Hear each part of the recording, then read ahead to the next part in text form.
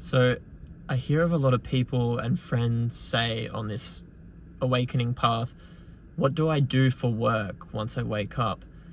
There seems to be some split where there's a state where I'm awake and I'm free and I'm present, but then I go to work and I don't like life, I don't like myself.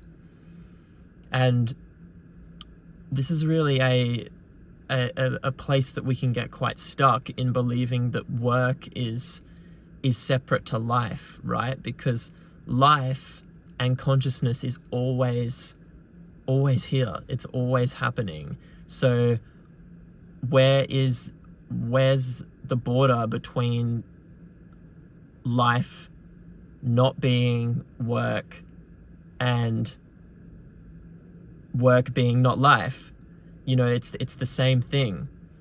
So the biggest practice is whatever we're doing in terms of work is to do it with absolute beingness and presence, whether you're selling shoes in a retail shop or construction or teaching or a cook.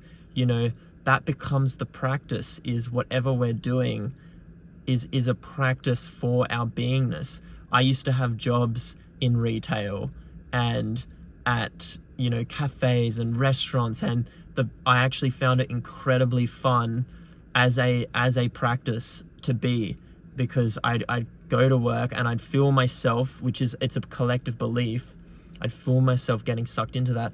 Oh, I'm at work, oh, this sucks.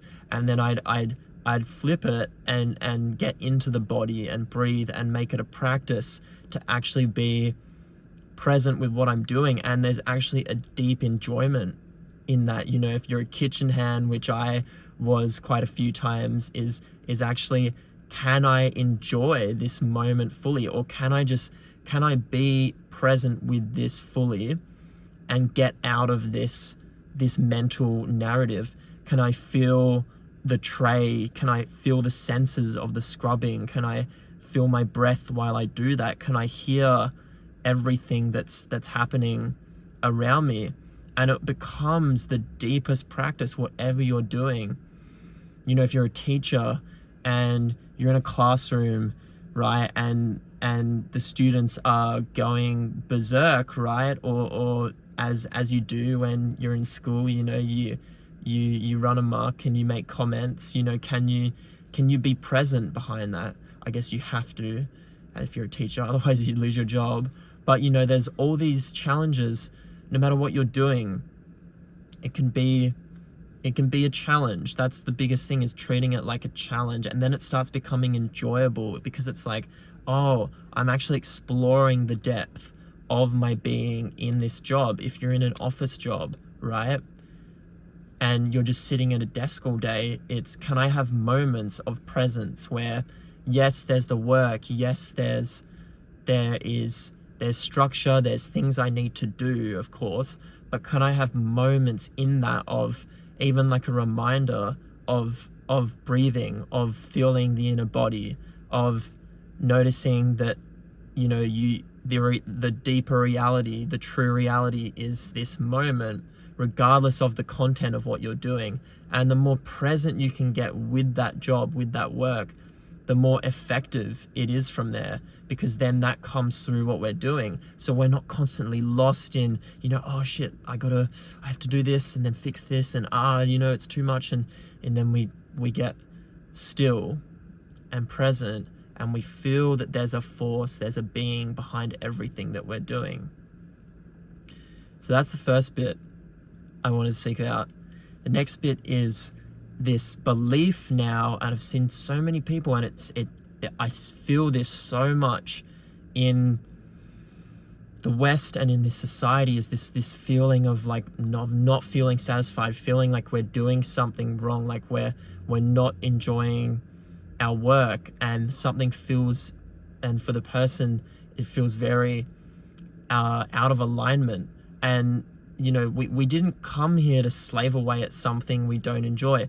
You came here to discover the joy and freedom within you and live that and be that. this is going to change completely because it's just not working. Clearly, we don't speak about it enough, how much people suffer because they're not enjoying what they do.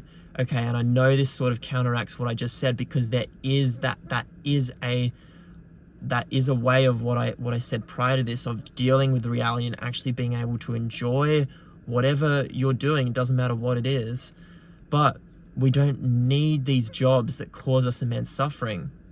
You know, we're going to go into the future, it will happen, into systems of work where it's about just doing something in a community, helping out in some way, whether that's through cooking or teaching or whatever you're good at. You do your part, and that is a system, that is a token to then be fed, and it's all through the expression of you. It's not about slaving away to some job or some business anymore. It's all about you do what you're good at and what you enjoy, and then that's your way of living. Then everything is there for you. Food is there for you, community is there for you, shelter is there for you.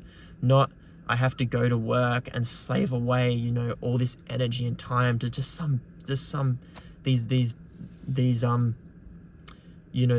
businesses that do not have your best, you know, they don't have your best interests at heart at all. So that is where we're heading. And with the increase of AI, and very, very, very likely that AI will take over most of the world's jobs, there is a benefit to that, where we will get to explore what we want to express. We will get to create more, but from a place of wholeness, but from a place of beingness. So, you know, you came here to be free. If you're doing something that you despise, really question the beliefs around it. Do I need to do this now?